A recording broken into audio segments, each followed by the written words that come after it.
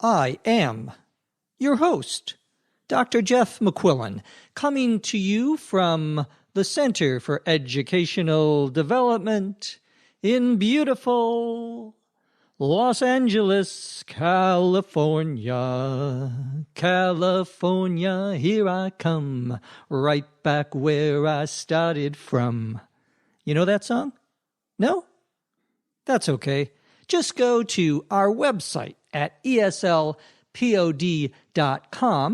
and you can become a member of ESL Podcast. All the cool kids are doing it nowadays.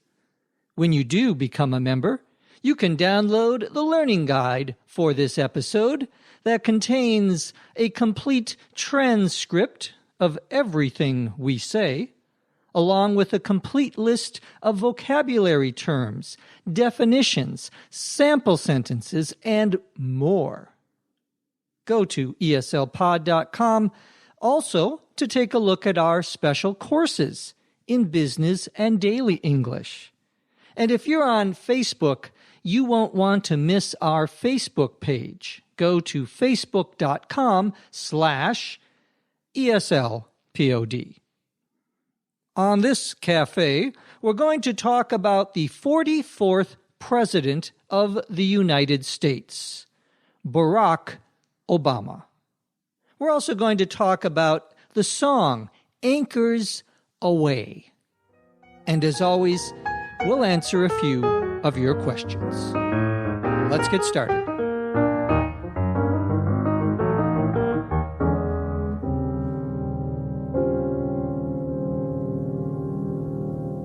Barack Hussein Obama II was born, it is absolutely clear, on August 4th, 1961 in Honolulu, Hawaii. Obama's father was from Kenya and at the time was studying in the United States at the University of Hawaii.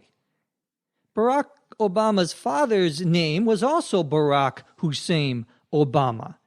Normally, in the United States, and I understand also in Kenya, if a father gives his son the exact same name, you use the term junior after it. So my father, for example, was named Patrick Dean McQuillan, and one of my brothers was named Patrick Dean McQuillan Jr. It is possible, although not very common, to use the number 2 instead of junior in naming your son.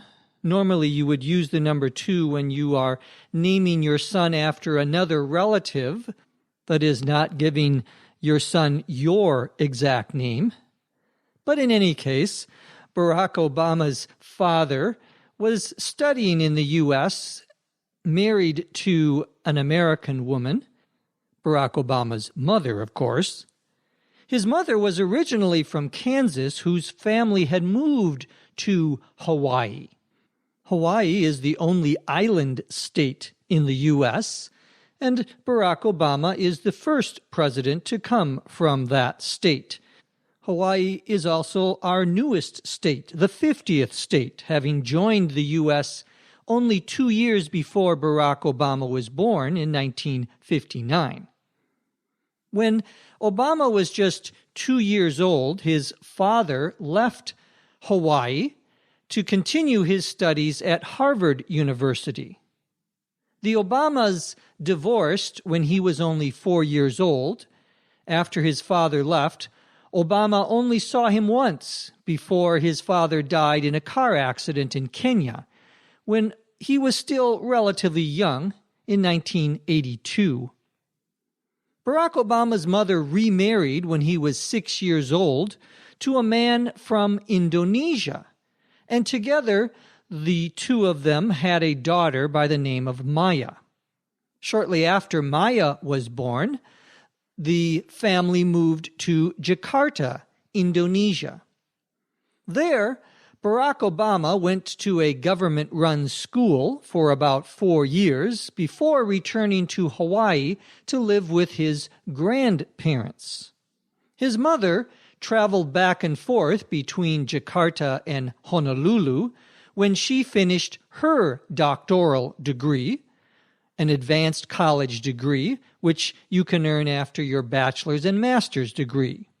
I believe her doctoral degree was in anthropology. In any case, Obama graduated from high school, from a very good, expensive private high school in Honolulu in 1979. He later came to Los Angeles for 2 years, studying at a college called Occidental, a small private college here in L.A. After 2 years, he moved universities, going to one of the better universities in the U.S., Columbia University in New York City, in 1983. He worked in New York after finishing his degree for 2 years, and then moved to Chicago in 1985, where he became a community organizer. A community is a group of people who either live together or share common interests. When I say live together, I mean they live in the same area, the same neighborhoods. A community organizer, however, is a person whose job it is to try to get people to come together in order to supposedly improve the neighborhood in which they live or the community in which they live.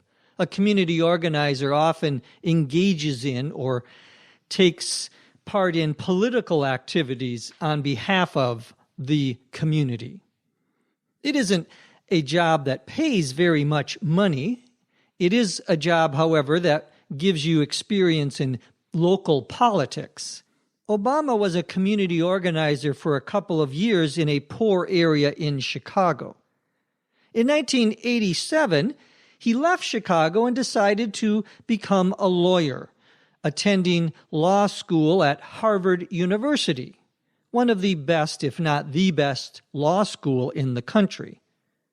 He graduated from Harvard Law in 1991 and did very well in his courses. In fact, he was the first African American to be the head of one of the student publications at Harvard, the Harvard Law Review. After he graduated, he returned to Chicago and married another lawyer by the name of Michelle Robinson, with whom he had worked in a summer job at a Chicago law firm or law business in 1989. The two eventually had 2 daughters, Sasha and Malia. After returning to Chicago, Obama started teaching classes in law at the University of Chicago Law School.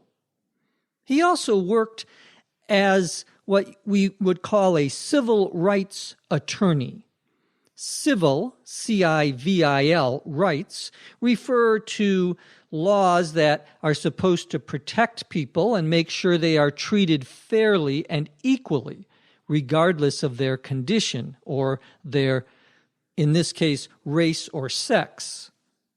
He organized a project to get more people to vote, specifically more African Americans in Chicago. A few years later, in 1996, Barack Obama decided he would go directly into politics and become an elected official. In this case, he became an Illinois state senator. Most states have senators and representatives, just as the U.S. as a country has senators and representatives. Obama was a senator for the Illinois State Senate. One of the things that Obama got interested in was health care for people who didn't have very much money. Health care, H-E-A-L-T-H-C-A-R-E, refers to the medical services that people get for their illnesses and diseases. It's an issue that he would eventually become famous for when he became president, as we'll see. In 2004, Barack Obama became an even more important politician in the state of Illinois. He was elected to the United States Senate. Each state in the U.S. gets 2 senators to send to our national legislature, what we call our Congress.